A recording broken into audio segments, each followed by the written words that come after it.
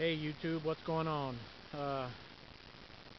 Today I'm going to show you how I install my Racor fuel filter on my '07 Ford F250. Now I know there's a couple videos on YouTube already about this. I thought I'd show you how I did mine and the fittings that I used. I want to give a shout out to powerstrokehelp.com for their informative videos on YouTube. They're pretty good about showing good informative videos on the Power Stroke. That's all the way from 7.3, 6.0, 6.4 and on up. You know, they're pretty good over there at powerstrokehelp.com. Okay, let's get started. I'm just gonna crawl under here and show you guys how I did mine. Here we go. Okay, there's my fuel filter. Oh, I don't want to get too close to it. Alright, here we go. That's how I mounted it up there.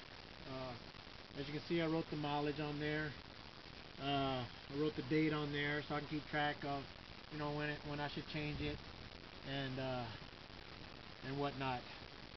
I tied into my fuel line right back here. Right back here behind this clip. Now this clip holds the fuel line to the fuel rail, to the rail here, the frame. Now the reason I tied onto it right there, I cut my fuel line right there, so that little bracket can help secure the fuel line on this side of it. You don't want to cut it on the back side of it, because then it'll just be dangling loose and you won't be secure. So I cut it about 2.5 inches on that side of the bracket there. Okay, the fittings I use, this is a 5/16 stainless steel line right here. I used a 5/16 compression fitting by 1/4 inch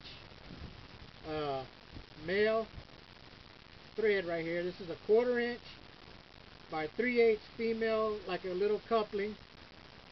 And then I went to a 3/8 male by 3/8 hose barb right there. I installed a 3/8 fuel injection hose running up to my fuel filter. And as you can see, I tied it in right here. That's a 1/4 inch. That goes a 1/4 inch. That's a 1/4 inch by 3/8 hose barb right there. And I got my little 1/4 inch valve. And I don't know if you can see back there, there's a 1/4 inch 90. I don't know if you can see that or not. It goes into the side of my fuel filter there. I built this bracket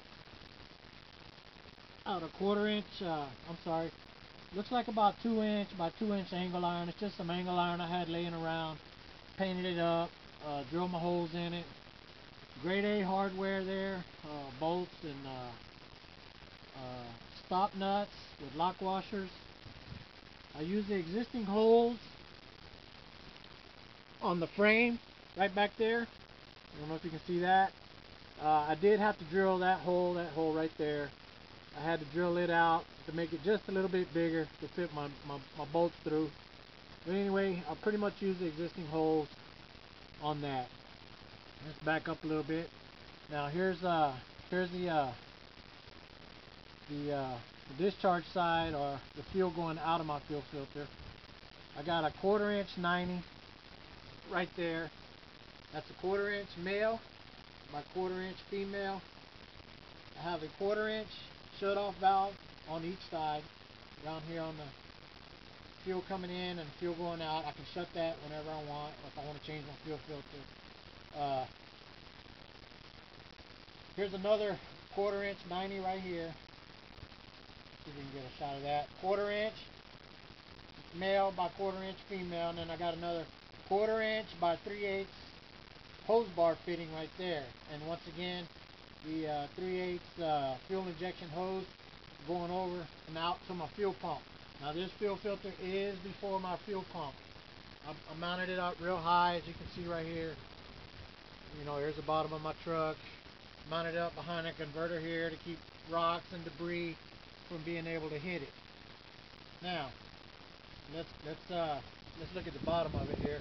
As you can see, I got about 600 miles on this filter, and you can already start to see sediment floating in the bottom here. Now when this gets a lot of sediment or water in there, it's going to turn a darker color. All you have to do is turn this, open it, drain it out, and close it back. And that's all you got to do to maintain it. Of course, you have to change it. I would recommend changing it, I don't know, once a year or so, depending on how you drive, how many miles you put on it. Let's go over here and look at the fuel pump, where I tied in at, over here at the fuel pump. Okay, there's my fuel pump right there. Let's look at it up here.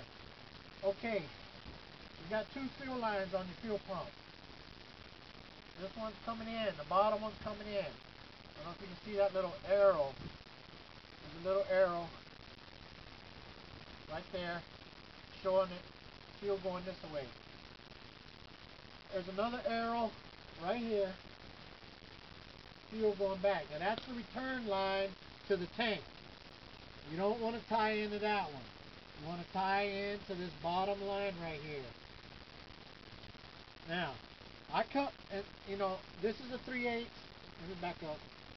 This is a 3/8 line right here. You can put a 3/8 compression fitting on there if you want. I chose to keep the original hose that's clipped to it. Let me spin this a little. If you see that little blue clip right there, if you push on that clip with a flat tip screwdriver, this hose will come off of there. So I cut it back here and realized at the end that it wasn't a 3/8 hose, it's a 1/4 inch. So what I got here is my 3/8 fuel injection hose, 3/8 hose barb, and this is the 3/8 by 1/4 inch reducing like coupling right here. This is a 1/4 inch hose barb that goes into this hose. I put 2 clamps on there because, like I said, I don't want that to come loose. So I went the extra step and put an extra clamp on there. So that's how I tied it in. You want to tie into that bottom line going on to your fuel pump. You got arrows right there to show you which way the fuel flow is going. The bottom one goes that way, the top one goes that way. You got to be a dumbass to mess that up. Alright, let's go back over here to the fuel filter. Let me give you one last little overview on how I did this. Like I said, with some angle iron, cut it, and then just cut. I ended up cutting 2 pieces. I bolted it all together. Nothing's welded. It's all bolted together. Anybody can do it. You don't need a welder to do it. A welder probably would have been nice, but I bolted it all up with bolts that I got from Home Depot. I got all these fittings from Home Depot or Lowe's, except for that 5/16 compression fitting.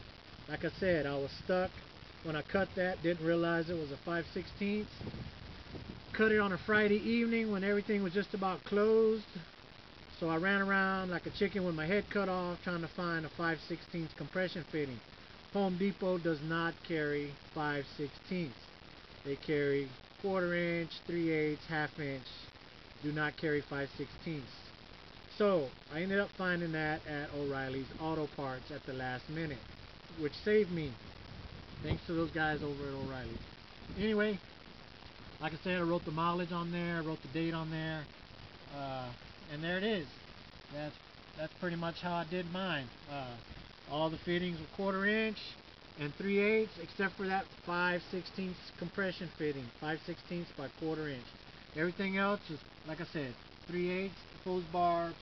I upsized my fuel line right there to 3/8, and that's pretty much it.